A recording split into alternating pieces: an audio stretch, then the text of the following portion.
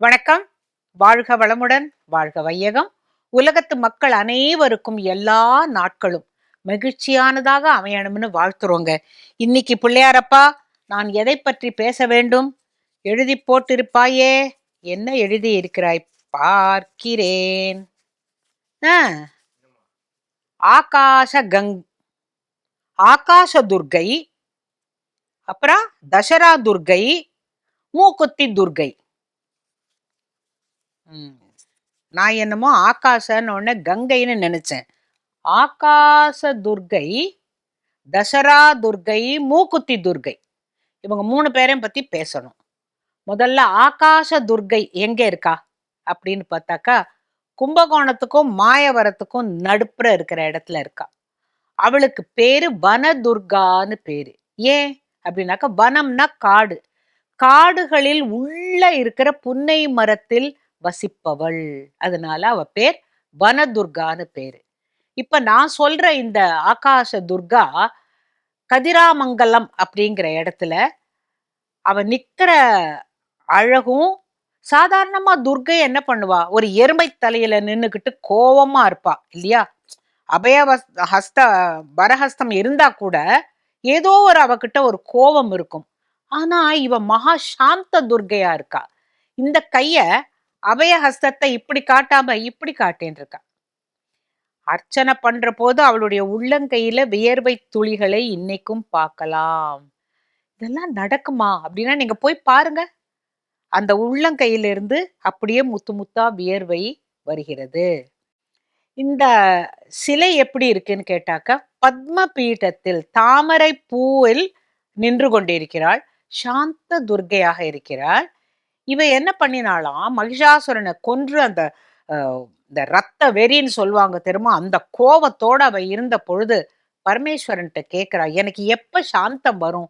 உலக மக்களுக்காக நீ தபஸ் பண்ணினேன்னாக்க உன்னை அறியாம உனக்கு சாந்தம் வரும் அப்படின்ன பொழுது அவ சரின்னு சொல்லி அந்த இடத்துல சாந்த துர்க்கையாக மகிஷனுடைய தலை இல்லாமல் இந்த தாமரை பீடத்தில் கையை இப்படி சாய்த்தபடி வைத்துக்கொண்டு நிற்கிறாள்.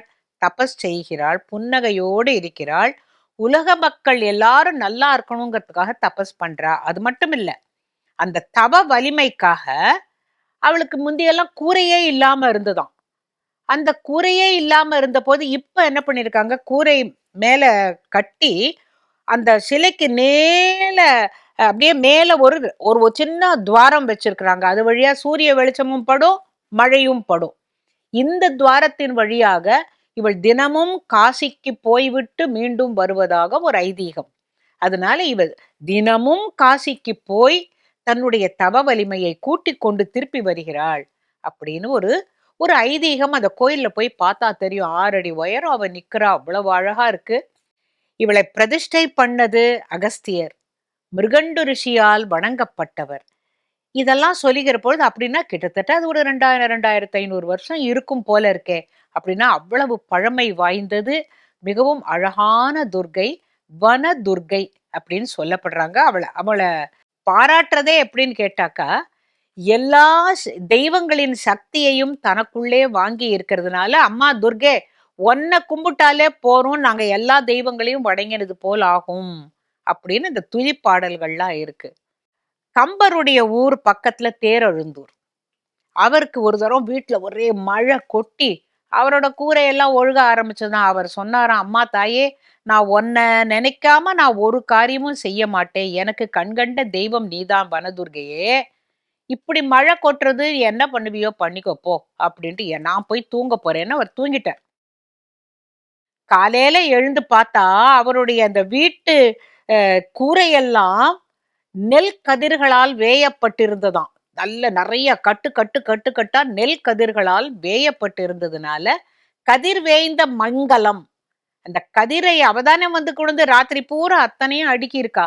அதனால கதிர் வேய்ந்த மங்கலம் அப்படிங்கிறது நாளடைவில் மருவி கதிராமங்கலம் அப்படின்னு இன்னைக்கு விளங்குகிறது. அந்த துர்க்கையை அது அது ஒரு அழகுன்னா அழகு, அப்படி ஒரு அழகு.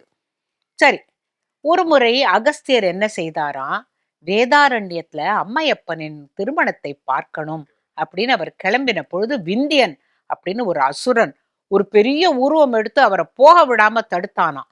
அப்போ அகஸ்தியர் என்ன சொன்னாராம், அம்மா தாயே, நான் அம்மையப்பனின் திருமணத்தை பார்ப்பதற்காக போகிற போது இவன் இந்த விந்தியன் என்னை தடுக்கிறானே, என்ன செய்யலாம் அப்படின்ன பொழுது அவருக்கு ஒரு அபாரமான சக்தி கொடுத்து அந்த சக்தியினால் விந்தியனை அடக்கி இவர் அப்புறமா வேதாரண்யத்துக்கு போய் திருமணத்தை பார்த்ததுனால் அந்த அம்பாள் மேல அவர் பாடவும் பாடியிருக்கிறார். இந்த கம்பருக்கு இப்படி ஒரு கருணை அப்படின்னாக்கா அகஸ்தியருக்கு வேற மாதிரி கருணை. மிருகண்டு ரிஷி என்ன பண்ணாரா, இந்த அம்மா கிட்ட போய், அம்மா தாயே, என்னுடைய பிள்ளைக்கு 16 வருஷம்தானா, 16 வருஷம்தானா, எனக்கு இப்படி ஒரு சாபம்னு சொல்ல மாட்டேன், அது வரம், நான் தானே கேட்டு வாங்கினேன், நல்ல அறிவுள்ள பிள்ளையா வேணும்னு சொல்லிட்டு அப்படின்னு சொன்ன பொழுது அந்த சாந்த துர்கை சொன்னாலாம், நீங்க கவலையே படாதீங்கோ, அமிர்த கடேஸ்வரருடைய பாதங்களை போய் பற்றி கொள்ள சொல்லு உன்னுடைய மகனை, அந்த மார்க்கண்டேயனை அமிர்த கடேஸ்வரரை போய் பற்றி கொள்ள சொல், அவர் காப்பாற்றுவார்னு சொன்னதுனாலதான் இவ இங்கேருந்து திருக்கடவூரில் உள்ள அமிர்த கடேஸ்வரரை போய் எரிக்கி கட்டி பிடித்து கொண்டு, அப்பொழுது காலன் இவனை அழைத்து கொண்டு போக முடியாதபடி ஈசன் தடுக்கலியா. ஆக மொத்தம் பல பல கதைகளோடு இணைந்த இந்த கதிராமங்கலம் துர்க்கையை அவசியம் போய் பார்க்கணும். அதை பத்தி தான் இவர் சொல்லியிருக்கிறாரு. இதோ இதுல போட்டிருந்ததை நான் உங்களுக்கு சொல்லிட்டேன். அடுத்தது யாரு, தசரா துர்கா. யார் அது தசரா துர்கா? இதோ சொல்றேன். தசரா அப்படிங்கிற வார்த்தைக்கு சொன்ன உடனே உங்களுக்கு மைசூர் நினைவுக்கு வரும் இல்லையா? கர்நாடகாவில் ராஜராஜன் அப்படின்னு ஒரு ராஜா ஆண்டுன்னு இருந்தான். அவனுக்கு 2 மனைவியர். முதல் மனைவி தமிழ் பேச தெரியாத கன்னடத்து பைங்கிளி, 2வது மனைவி சுத்த தமிழ் பெண்மணி. ஆனா 2 பேரும் அக்கா தங்கையா ரொம்ப ஒத்துமையா இருந்துட்டு இருக்கிறாங்க. ஒரு முறை என்னாச்சா, இந்த ராஜா நான் விரதம் இருக்கணும் அப்படின்னு நினைக்கிறேன், எல்லா மக்களும் நல்லா இருக்கணுங்கிறதுக்காக நான் விரதம் இருக்கணும்னு நினைக்கிறேன் சொல்லிட்டு விரதத்தை ஆரம்பிச்சுட்டான். ஆமா, அமாவாசை அன்னைக்கு நல்லதுதான், ஆரம்பிச்சா நல்லதுதான் 2 மனைவியரும் சொல்லிட்டாங்க. ஆரம்பிச்சுட்டானே தவிர அதை எப்படி முடிக்கிறதுன்னு தெரியல.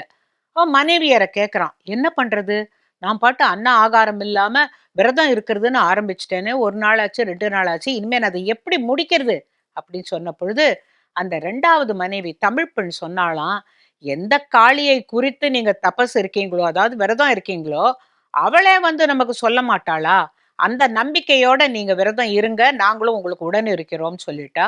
அந்த பெரியவளும் ஆமா தங்க, அப்படியே பண்ணலாம் அப்படின்னு சொல்லிட்டாளாம்.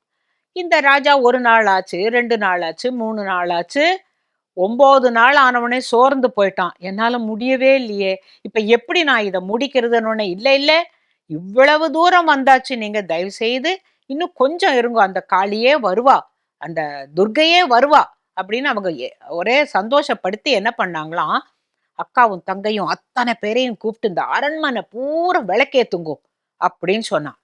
அதான் 9வது நாள் எல்லா இடத்துலயும் விளக்கேத்தி இந்த அரசன் கொஞ்சம் சோர்ந்து போயிருந்தவன், அரசே நம்மளுடைய அரண்மனையை பாருங்கள் எப்படி ஜெகஜோதியா அப்படியே லக்ஷ்மிகரமா இருக்குன்ன பொழுது அவனுக்கு ஒரு புத்துணர்வு வந்துதான். திருப்பி அந்த நம்ம விரதம் இருக்கோங்கிறத வருத்தப்படாம இருக்க ஆரம்பிச்சான். ஏன்னா அந்த ரொம்ப ஜெகஜோதியா இருந்தது. அடுத்த நாளைக்கும் இவங்க எல்லாம் விளக்கெல்லாம் ஏத்தின உடனே இது என்ன தசமகா ஜோதியாக இருக்கிறது அப்படிங்கறது அவன் வாக்கு வந்தது. அதாவது அன்று தசமி அப்படிங்கிறதுக்கு தசமகா ஜோதியாக விளங்குகிறதே அப்படின்னு சொன்ன பொழுது அந்த நேரத்துல அரண்மனை வாசல்ல ஒரு வயசான கிழவி வந்தாளாம். ராஜா பிரபோ அப்படின்னு ஒரு குரல் கொடுத்தாளாம். மத்தவங்க 2 பேரும் வரதுக்குள்ள ராஜாவே விழுந்தடிச்சுன்னு ஓடி யாருமா நீ, எங்க வந்த நீ, அரண்மனைக்கு நீ எப்படி வந்தன்னு கேட்டபோது, நான் ஒரு சூன்யக்காரி அப்படின்னாலாம். அவ தள்ளாம உடம்பெல்லாம் நடுங்கிண்டு நான் ஒரு சூன்யக்காரின்ன உடனே இவன் என்ன நினைச்சானா, இந்த இடத்துல இவ்வளவு ஒளிமிக்க ஒரு இடத்துல ஒரு சூன்யக்காரியால வரவே முடியாது, அம்மா தாயே நீ யாரு சொல்லுன்ன உடனேவே இந்த 2 ராணிகளும் இவதான் நம்ம காளி வருவான்னு சொன்னோம்ல, துர்கா தான் வந்திருக்கான்னு சொல்லி, அம்மா நீங்க உள்ள வாங்கன்னு சொல்லி அவளை கைய பிடிச்சு அழைச்சுண்டு போன உடனேவே அவளுடைய உருவம் மாறிவிட்டது. நான் சும்மா சூன்யக்காரின்னு சொல்லி பார்த்தேன், சரி சரி போன்னு என்னை விரட்டிடுவீங்களோன்னு பார்த்தேன் அப்படின்னாலாம். இல்ல இல்ல, உனக்காகத்தானே தபஸ் இருக்கும் அப்படின்னு சொன்ன உடனே உள்ள கூப்பிட்டுட்டு வந்து ராஜா உட்காருகிற தங்க சிம்ஹாசனத்தில் அவளை அமர்த்தி, அவங்களுக்கு தெரியும் இது துர்கை தான் வந்திருக்கான்னு சொல்லிட்டு அவளுக்கு பாத பூஜை பண்ணி அவளுக்கு உபச்சரணை எல்லாம் பண்ண போது என் பேர் ஜெயம் அப்படின்னு சொன்னாலாம். ஜெயம் அப்படின்னா வெற்றி அப்படின்னு அர்த்தம். அப்ப ராஜா என்ன பண்றான், இவங்கள வந்து உட்கார வச்சிருக்காங்களாங்க பாக்குறதுக்காக கொஞ்சம் தள்ளாடிட்டு தான் வரான். 9 நாளா அவன் அன்ன ஆகாரம் இல்லாம விரதம் இருந்திருக்கான். அங்கேருந்து வந்த உடனே இந்த ராஜா வந்த உடனே அவ எழுந்து நின்னாளாம். அம்மா நீங்க எதுக்கு எழுந்து நிக்கிறீங்க, நீங்க உட்காருங்க அப்படின்னு உடனே உட்கார்றதுக்கு தான் வந்திருக்கேன் அப்படின்னு சொல்லிட்டு சிரிச்சாளாம். இந்த உட்கார்றதுக்கு தான் வந்திருக்கேன்னா என்ன அர்த்தம், என்றென்றும் இங்கு ஜெயம் நிலவும் அப்படிங்கிறது தானே அர்த்தம். அப்புறம் அவனும் அவளுக்கு பூவால அவளுடைய பாதங்கள் எல்லாம் பூஜை பண்ணி, நான் இந்த விரதத்தை ஆரம்பிச்சுட்டேன், எனக்கு எப்படி முடிக்கிறதுன்னு தெரியல, நீங்க தான் எனக்கு சொல்லி தரணும், இப்ப நீங்க யாருங்கிறத எனக்கு கூட தெரியல, என்னுடைய மனைவியர் இருவரும் நீங்க யாருன்னு கண்டு கொண்டார்கள், நான் இப்ப என்ன செய்யணும்னு பொழுது இரு, நான் வெற்றின்னு சொன்னேன் இல்லையா, நான் உன் ஊரெல்லாம் போய் பார்த்துட்டு வந்துடுறேன், நீ எப்பொழுதும் உஜ்ஜயினி காளியைத்தானே கும்பிடுவ, ஆமா, நான் அப்படி போய் உன் ஊரை சுத்தி பார்த்துட்டு எல்லா இடத்துக்கும் ஜெயம் ஜெயம்னு சொல்லிட்டு வரேன். அப்ப ராஜா சொல்றான், நீங்க சொல்லிட்டு அப்படியே போயிடக்கூடாது, நீங்க திருப்பி இங்க வரணும், எங்களுடைய உபச்சரணைகளை ஏத்துக்கணும், நாங்க கொடுக்குற ஆஃபரிங்ஸ் எல்லாம் நீங்க வாங்கிக்கணும்னு சொன்ன போது சரி அப்படின்னு சொல்லிட்டு இவ ஊரெல்லாம் சுத்தி பார்த்துட்டு அந்த இடம் ஜெயம், இது ஜெயம் ஜெயம்னு போற இடத்தெல்லாம் ஜெயம் ஜெயம் ஜெயம் ஜெயம்னு வாழ்த்திட்டு அங்க இருக்கிற உஜ்ஜயினி காளிக்கு போறா. அந்த கோயிலுக்கு போன உடனேவே இவ சொல்றா, என்னை இந்த மாதிரி அழைத்தார்கள், நான் வந்தேன் அப்படின்ன பொழுது நான் இப்ப போகணும், ராஜா என்ன சொன்னான்னா நீ திருப்பி இங்க வான்னுட்டு, அப்ப நானும் வரேனேன்னு சொல்லிட்டு உஜ்ஜயினி காளியும் வரா. அவ சொல்றா, என் பேர் சாமுண்டி காளி, சண்டமுண்டர்களை அழித்ததுனால என் பேர் சாமுண்டி காளி, வா நம்ம 2 பேருமே போலாம் அப்படின்னு சொல்லிட்டு இவங்க 2 பேரும் வந்த உடனே ராஜாக்கு ரெட்டிப்பு மகிழ்ச்சி. 2 பேரையும் உட்கார வச்சு உபச்சரணை எல்லாம் பண்ணி பாத பூஜை பண்ணி பூக்களால் அர்ச்சனை பண்ணி சந்தன குங்குமம் எல்லாம் இட்டு அவங்கள 3 பேருமா வணங்கின பொழுது அப்ப அந்த சாமுண்டி காளி சொன்னாலாம், நானும் இங்க வந்தேன், எனக்கு ரொம்ப சந்தோஷம், உன்னுடைய விரதம் நல்லபடியா 10ஆம் நாள் தசமி திதி அன்று முடித்து விட்டாய், நான் கோயிலுக்கு கிளம்புறேன் அப்படின்ன பொழுது ராஜா சொன்னானா, நீங்கள 2 பேரும் எதுக்கு கோயிலுக்கு போகணும், ஜெயமும் விஜயமும் இங்க இருக்கு, ஒற்றி ஜெயம் இன்னொத்தி விஜய சாமுண்டி, அப்ப நீங்க 2 பேரும் எதுக்கு போகணும், இங்கேயே இருங்கோ, இந்த அரண்மனையே உங்களுக்கு கோவில் ஆக்கிடுறேன் அப்படின்னு சொன்னான்.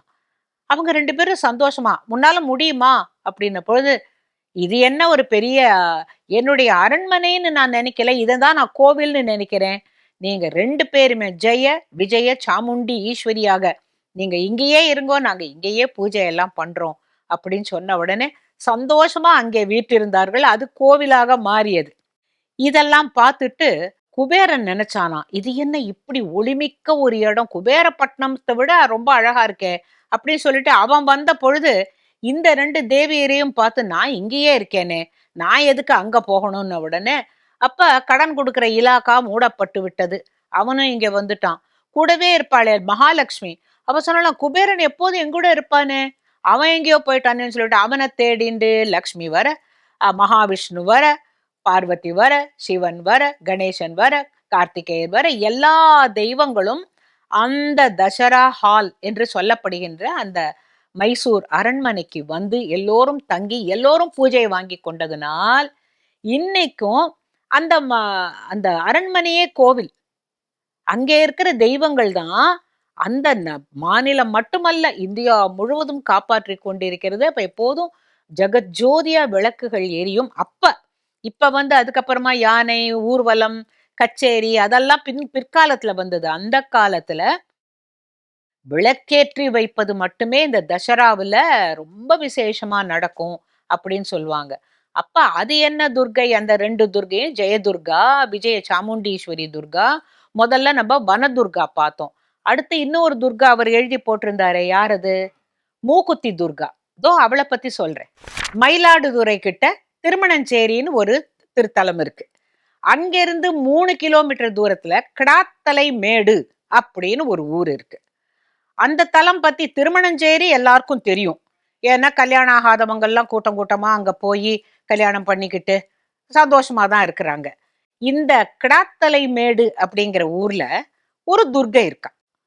அந்த துர்க்கை பேர் காமுகாம்பாள்னு பேரு. அவ பேர் ஏன் காமுகாம்பாள் அப்படின்னு கேட்டாக்கா, அவ மகிஷாசுரனை வதம் செய்து விட்டு துர்க்கை அங்க எப்படி நிக்கிறான்னா, மகிஷனுடைய தலை மேல எல்லா ஆயுதங்களையும் எல்லா கைகள்லயும் வச்சுண்டு அபய வர ஹஸ்தத்தோட இருக்கா. நிக்கிறா. ரொம்ப அழகா இருக்கும். ஆனா அவளை பார்த்தா உயிரோட்டம் இருக்கிறவளா இருப்பா. அது ரொம்ப ஆச்சரியமான ஒரு விஷயம். இங்கே அவளுக்கு அர்ச்சனை பண்ற பொழுது அவளுடைய முகத்துல வியர்வை துளிகள் வருவதை பார்க்கலாம். அங்க வனதுர்கா, கதிராமங்கலம் வனதுர்காக்கு இந்த உள்ளங்கையில வேர்க்கும்னு சொன்னா, இங்க இவளுக்கு முகத்துல வேர்க்குமா. இவ பேர் ஏன் காமுகாம்பாள் அப்படின்னு பேருன்னு கேட்டா, ஒரு முறை பரமசிவன் தவத்தில் இருந்தார். எப்படியோ இந்த தாரகாசுரன் சூரபத்மன் எல்லாம் அழிக்கிறதுக்கு ஒரு குழந்தை வேண்டும் அப்படின்னு சொல்லிட்டு எல்லாரும் சொன்னாங்களாம், பரமசிவன் இப்படி தபஸ்ல இருந்தா பார்வதியோட அவர் எப்ப இணைந்து ஒரு ஒரு குழந்தையை தரப்போறார் அப்படின்னு சொல்லிட்டு மன்மதனை கூப்பிட்டு, நீ போய் அவர் மேல வேற ஒண்ணும் பண்ணாத, உன்னுடைய மலர் பானத்தை போடு, புரிஞ்சுதா? இல்ல அவர் நெத்திக்கண்ணை திறந்து எரிச்சாருன்னா அவ்வளவுதானே. நான் இல்ல, நீ எங்களுக்காக நீ பண்ணலாம், அப்படியெல்லாம் ஒண்ணும் பண்ண மாட்டார். நீ என்ன அம்பா எயிற, சும்மா உன்னுடைய மலர் பானம் தானே, உன்னுடைய பஞ்ச பானங்களையும் எடுத்துக்கொண்டு போய் நீ அந்த பூ மேல மேல அப்படி போடு, அவர் முழிச்சுப்பார். எதுக்காக நமக்கு முழிப்பு வந்ததுங்கிறது தெரியும். அதுக்குள்ள தேவர்கள்லாம் போய், இப்ப குமார சம்பவத்திற்காக நாங்கள் உங்களுடைய தபத்தை கலைத்தோம் அப்படின்னு சொல்லிக்கலான்னு உடனே அவன் பயந்துட்டே தான் போறான். என்ன பண்றதுன்னு தெரியல. இருந்தாலும் சுத்தி சுத்தி வந்துட்டு அந்த மலர் பானத்தை அவர் மேல போடுறான். அது வரைக்கும் தபஸ்ல இருந்தவர் அப்படியே கண் விழித்து பார்த்தா மன்மதன் நடுங்கிட்டு போய் நிக்கிறான். நீ இப்படி பண்ணினியான்னு சொல்லிட்டு நெற்றிக் கண்ணை திறந்து அப்படியே அவன் அப்படியே பூடி பூடி சாம்பலாக்கிட்டார். பிறகு ரதி தேவி வருத்தப்பட்டு அழுது, எனக்கு தெரியாது, என்னுடைய கணவனை மீட்டு தர வேண்டும், நான் உலக நன்மைக்காகத்தானே அவர் போய் இப்படி சாம்பலா போயிட்டாரு அப்படின்னு சொன்ன பிறகு, அவன் உலகெங்கும் இருப்பான், உன் கண்ணுக்கு மட்டும் தெரிவான் அப்படின்ட்டு திருமால் வரம் கொடுத்ததாக வரலாறு. அப்ப என்ன பண்ணானா, மன்மதனும் ரதியுமா இந்த அம்பாள் கிட்ட என்னுடைய கையில் இருந்த மலர் பானங்களும் அந்த கரும்பு வில்லும் சுரும்பு நானும் எல்லாம் எரிந்து விட்டதே, நான் என்ன செய்வேன், நான் யார் மீது இப்போது மலர் பானத்தை எய்வது, என்னுடைய தொழில், நான் காமன் இல்லையா, என்னுடைய தொழில் எப்படி நடக்கும், நான் எத்தனை பேருக்கு காதல் உண்டாக்குவேன், எப்படி உண்டாக்குவேன் என்ற பொழுது அம்பாள் சொன்னாலாம், இவ்வளவுதானே, என் கையில இருக்கும் கரும்பு வில்லத்தானே, என் கையில் உள்ள பஞ்சபானங்களை தரேன் அப்படின்னு சொல்லிட்டு அம்பாள் கையில ஆணிப்பொன்னால் செய்த மாணிக்க வீணையை பாணியில் கொண்டிட்ட பரபிரம்ம ஸ்வரூபிக்கு பேணித்தொழியும் அடியார் காணும்படிக்கு காட்சி ராணித்துவமோடு தந்த ராஜராஜேஸ்வரி, பாச அங்குச புஷ்ப பானம் கரும்பு வில்லு சாஸ்வதமாய் அம்மன் கையில் இருக்க, அதுதான் அதை எடுத்து என்ன பண்றா, இந்தா அப்படின்னுட்டு காமனுக்கு கொடுத்ததுனால, காமனுக்கு வில்லும் அம்பும் கொடுத்ததுனால் அவள் காமுகாம்பாள் எனப்பட்டாள். என்ன போய் கேட்டாலும் அந்த கோரிக்கைக்கு அவள் அருள் புரிகிறாள் என்பதனால இந்த கிடாத்தலை மேடு, கிடா அப்படின்னாக்க எருமை கடா, அந்த கடாவுடைய தலை விழுந்த இடம் கிடாத்தலை மேடு அப்படின்னு இன்னைக்கும் இருக்கு. அவளுடைய திருவுருவ சிலையை அற்புதமா ஒரு சிற்பி வடித்தான். அத கோவில்ல நிறுவ போறாங்க. அன்னைக்கு இரவு இந்த சிற்பியினுடைய கனவில் அவள் சொல்லுகிறாள், எனக்கு மூக்குத்தி அணிய ஆசை, எனக்கு என்னுடைய இடது மூக்கில் ஒரு துவாரம் செய்வாயா அப்படின்னு. அவன் தூக்கத்திலேருந்து முழிச்சு எழுந்து சொல்றான், அம்மா தேவி, நான் உன்னை சிலையா வடிச்சுட்டேன், நான் இனிமே அங்க உளியெல்லாம் கொண்டு வர மாட்டேன், நான் உளி கொண்டு துளி பின்னம் ஆயிடுச்சுன்னா கூட இனிமே நான் போய் எப்படி உனக்கு இங்க மூக்குத்தி போட்டுக்கிறதுக்கு நான் ஓட்ட போட முடியும், அம்மா தாயே என்னால் முடியாதுன்ன பொழுது, நீ உன்னுடைய சிற்றுடியை மட்டும் எடுத்துக்கொண்டு என் மூக்கின் அருகில் வை, நான் பார்த்து கொள்கிறேன் அப்படின்னு சொன்னாலாம். இவன் அடுத்த நாள் காலையில குளிச்சு முழுகி கொஞ்சம் நடுங்கிக்கிட்டே அந்த சிற்றுளியும் இந்த தட்டுறதையும் எடுத்துக்கொண்டு போய் அவளுடைய மூக்குக்கு அருகில் கொண்டு போன உடனே அங்க ஒரு துவாரம் வந்துதான். இன்னைக்கும் அந்த அம்மனுடைய இடது மூக்கில் ரொம்ப அழகான ஒரு மூக்குத்தி போட்டிருக்கிறாங்க. அந்த துவாரம் தன்னால் வந்தது.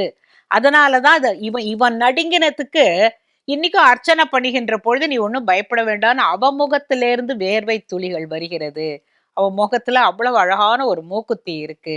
இதெல்லாம் நமக்கு திருமணஞ்சேரி தெரியும். மயிலாடுதுறை எல்லாம் தெரியும். அந்த கோவில்லாம் தெரியும். ஆனா அந்த கிடாத்தலை மேட்டுல இப்படி ஒரு அழகான துர்க்கை, மூக்குத்தி கேட்ட காமுகாம்பாள் துர்க்கை இருக்காங்கிறது ரொம்ப பேருக்கு தெரியாது. இந்த பிள்ளையார் பெட்டி மூலமா நான் இன்னைக்கு 3 துர்க்கையோடைய வரலாற சொன்னேன். மைசூர் போறவங்க போங்க. அந்த மைசூர் அரண்மனையில இருக்கிறவ தான் நான் சூனியக்காரின்னு சொல்லிட்டு வந்தாளே, அவ தான் ஜெயதுர்கா. கூடவே இருக்கிறவ விஜய சாமுண்டி துர்கா. இங்க இருக்கிறவ வனதுர்கா, ஆகாஷ துர்கா, இவ மூக்குத்தி கேட்ட காமுகாம்பாள் துர்கா. இத்தனை துர்க்கையும் பத்தி கதைகள் கேட்கிற பொழுது, எப்பொழுதாவது உங்களுக்கு அங்க போக முடியும்னா, போய் தரிசனம் பண்ணாம விட்டுடாதீங்க. ஏன்னா, கதை தெரிஞ்சு அந்த அம்பாள போய் பார்க்கணுங்கிற ஆசை எல்லாருக்கும் வரும் இல்லையா? உங்களுடைய ஆசைகள் எல்லாம் நிறைவேறணும்னு அந்த துர்க்கையத்தான் நான் பிரார்த்திக்கிறேன்.